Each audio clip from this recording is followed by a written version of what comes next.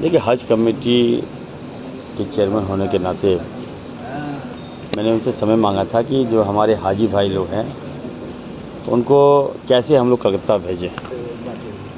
देखिए, हज कमेटी के चेयरमैन होने के नाते मैंने उनसे समय मांगा था कि जो हमारे हाजी भाई लोग हैं उनको कैसे हम लोग कलकत्ता भेजें। और इसके लिए 2 दिन पहले से मैं लगा हुआ था, दिल्ली में थे डीआरएम साहब। तो अब ये बातें आ रही है कि 2 ही ट्रेन है यहाँ से, एक प्रिया योगा और दूसरा इंटरसिटी। तो एक ट्रेन में 22 कोच लगते हैं और इंटरसिटी में जो है वो लगभग 17 कोचेज़ हैं। तो प्रिया योगा में तो नहीं होगा, लेकिन इंटरसिटी में एक्स्ट्रा कोच की व्यवस्था हम लोग करवा रहे हैं। हमने उनसे आग्रह किया कि कम से कम हमारे हज यात्री जो जा रहे हैं, अब हज कमेटी ऑफ इंडिया फेलियर हो गई। जो फ़्लाइट था फर्स्ट वो एयरवेज जो है वो उनका दिवालियापन निकल गया, वो क्लैप्स कर गई। तो ऐसे में जो सडन जो प्रॉब्लम आया है उसका कैसे हम लोग निदान निकालें। अब इमिग्रेशन पॉइंट हम ही लाए थे रांची में, सारी तैयारियां हम लोगों ने कर लिया, सारी वैकल्पिक व्यवस्था हम लोगों ने कर लिया, लेकिन अंतिम समय में गो एयर जो है वो आप समझ रहे हैं कि हाथ खड़े कर दिया। और आनन फानन में इतने यात्री जा रहे हैं, हज कमेटी ऑफ इंडिया ने भी हाथ खड़े कर लिया। मैंने जो मंत्री है सिविल एविएशन, उनके सेक्रेटरी से भी मेरी वार्ता हुई, उनको भी मैंने सारा ब्रीफ किया कि किसी हालत में आप फ़्लाइट दीजिए, हमारे लोग कहाँ जाएंगे, कैसे जाएंगे। जो कल्याण मंत्री स्मृति ईरानी जी से, उनकी पीए से भी मेरी वार्ता हुई, बाहर थी। तो सबसे मैंने अंतिम में वो लोग हाथ खड़े कर दिए, बोल कि नहीं, इट्स टू लेट, अब तो हम लोग कुछ कर नहीं सकते क्योंकि अचानक ये प्रॉब्लम आ गया। पहले होता तो हम लोग अल्टरनेट व्यवस्था कर देते। तो इसको लेकर काफ़ी मतलब अब जाना तो कलकत्ता से आ गया है, अब डेट आने वाला है।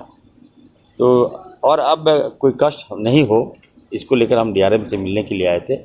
और हमें लगता है कि हम लोग अभी जा रहे हैं, ऑफिस जा रहे हैं, वहाँ से फिर हम लोग सर्कुलेट निकाल देंगे। जो आज ये जो हमारे भाई हैं वो जाना चाहते हैं ट्रेन से, तो इंटरसिटी से उनकी बुकिंग हम लोग करवाएंगे। तो हम लोग लगे हुए हैं, दिन रात लगे हुए हैं, कोशिश कर रहे हैं। और ऐसे समय में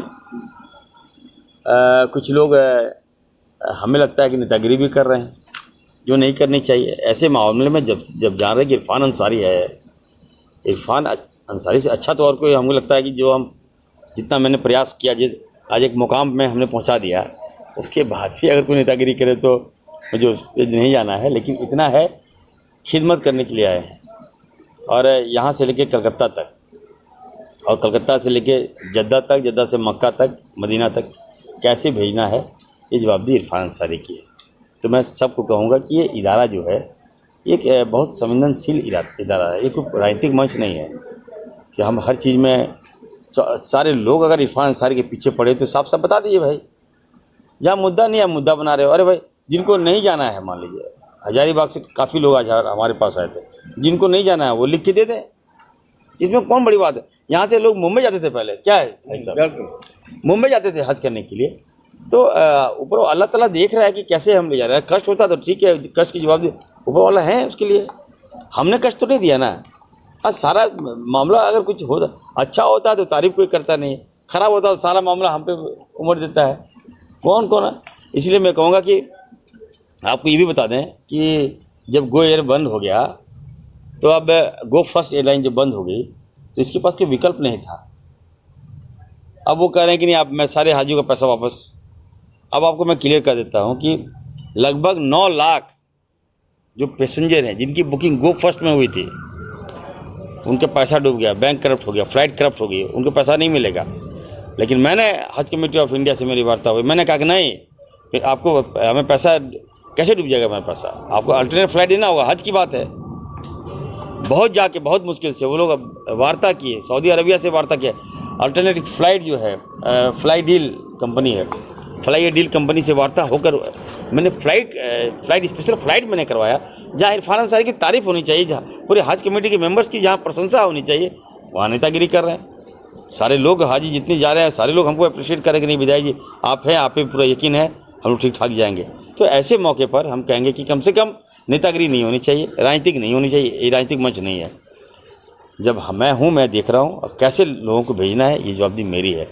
और अभी हम सीओ साहब भी हैं यहाँ पर, और हमारे हज कमेटी के जो मेंबर हैं ये भी कुछ बात रखेंगे। पहले आप बताइए क्या बात है, बताइए कुछ, चलिए। जी बताइए। देखिए, पहली बात तो ये है कि हज कमेटी जो है बिल्कुल खालिस इबादत के लिए है, और ये हज कमेटी वो है कि जो हज पे जाते हैं उससे सिर्फ मुसलमान ही प्रेम नहीं करता, हर समुदाय के लोग जो है हाजी को जाने वाले के लिए बड़े भावनाओं से देखते हैं। तो पॉइंट था, बनारस से जो हाजी जाते थे उन लोगों की भी फ़्लाइट जो है लखनऊ से कर दी गई। मध्य प्रदेश से जो हाजी जाया करते थे उनकी फ़्लाइट जो है औरंगाबाद से कर दी गई। ये सारी फेलियर जो है वो सेंट्रल हज कमेटी इसकी ज़िम्मेदार है। हज कमेटी जो स्टेट की होती है, मैं बताना चाहता हूँ कि एक तरह से कहा जाए कि डाकिया का काम है हज कमेटी का, कि जब वो सेंट्रल निकालेगा कि इतने तारीख से हज का फार्म भरा जाएगा तो स्टेट हज कमेटी आपका ऐलान करेगी और आपका फार्म लेगी। फार्म लेने के बाद कहेगी पासपोर्ट ले लीजिए, पासपोर्ट ले लेगी। पासपोर्ट लेकर के वो दिल्ली पहुँचाना होगा, तो हज कमेटी के लोग जा कर के दिल्ली पहुंचा देंगे। उसके बाद दिल्ली पहुंचाने बॉम्बे पहुंचा देंगे। बॉम्बे से ये पासपोर्ट जो है सऊदी चला जाएगा, सऊदी से वीज़ा लग के आ जाएगा। अभी जो इस मरतबा ये है कि ये कहा जाए कि सेंट्रल हज कमेटी बिल्कुल फेलियर हो चुकी है और उसने पता नहीं किस तरीके से इंतज़ाम किया, जबकि स्मृति ईरानी जी ने ये नया पॉलिसी जो बनाया, नई पॉलिसी बनाने में उन्होंने बहुत देर की। अगर पुरानी पॉलिसी पर अगर यह हज इस साल का हुआ होता तो हाजियों को दिक्कत नहीं हुई होती। आपको मैं बता दूं कि प्राइवेट हज कोटा जो है 35,000 का है। आज तक के डेट में किसी एक भी को कोटा नहीं दिया गया सेंट्रल की वजह से। आज सुप्रीम कोर्ट में उसकी सुनवाई है, तो आप समझिए कि 35,000 हाजी उधर भी परेशान है, ऐसा नहीं कि नहीं परेशान है। तो इस मामले में स्टेट कमेटी से जाने का क्या हुआ? डीआरएम ऑफिस आए हैं, क्या बातें हुई? डीआरएम साहब ने ये कहा है कि चूंकि क्रिया योगा 22 बोगी लगती है, उससे ज़्यादा उनको लगाने का पावर नहीं है, उससे ज़्यादा लगा ही नहीं सकते। सुबह की ट्रेन जो है वो 17 बोगी लगती है, उसमें 4 बोगी लगाने का इनको पावर है। लिहाजा वो जो आरटीसी है उससे जाके हम लोग को संबंध करना है, वहाँ पे चिट्ठी देना है, उसके बाद बोगी बुक करना है। मगर इस वक्त हज कमेटी भी बोगी कैसे बुक करे? वजह यह है कि जो जिन लोगों को 28 से जाना है अभी उनका शेड्यूल नहीं दिया भेजा है सेंट्रल ने। ये स्टेट हज कमेटी शेड्यूल नहीं बना सकती, तो सेंट्रल ने भेजा ही नहीं है। जब तक शेड्यूल नहीं आएगा तब तक जो है वो हज कमेटी के या किसी मेंबर की या हाजी की बुकिंग कैसे की जा सकती है? बुकिंग करने के लिए कम से कम उसको हमें टाइम चाहिए।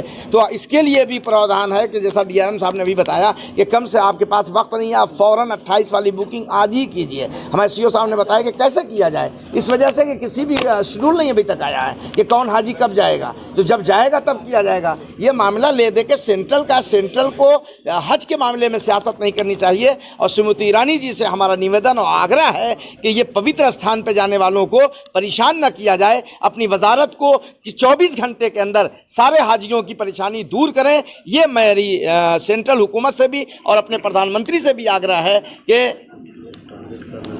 अच्छा, और हज पे सियासत करते हैं। ये देखिए, एक बात तो सबसे बड़ी ये है कि जिसको जो अपना काम करना चाहिए वो खुद अपनी जिम्मेदारी नहीं समझता, जिस ओहदे पे होता वो अपनी जिम्मेदारी नहीं समझता और दूसरों पर जो है ठीकरा फोड़ना शुरू कर देता है ताकि हम मीडिया में बने रहें। मीडिया में बने रहने के लिए किसी पे इल्ज़ाम तराशी करना, और ये बहुत बड़ी कोई इमेज नहीं बनती है। हर आदमी जानता है, आप लोग मीडिया वाले आप लोग भी जान रहे होंगे मौलाना साहब कितना सच्चा बोल रहे हैं, उनको भी जानते होंगे जो लोग इल्ज़ाम लगा रहे हैं कि ये लोग कितना सच्चा बोल रहे हैं। जिसकी जो जिम्मेदारी है उसको उतना काम करना चाहिए। सीओ साहब कहना चाहेंगे जो कभी परेशान? आज डीआरएम ऑफिस में डीआरएम साहब से और रेलवे प्रशासन से हम लोगों की बात हुई है हाजियों को कोलकाता जाने के लिए। इस दिशा में हम लोग प्रयास कर रहे हैं। उम्मीद है कि इसमें कुछ न कुछ हल निकलेगा।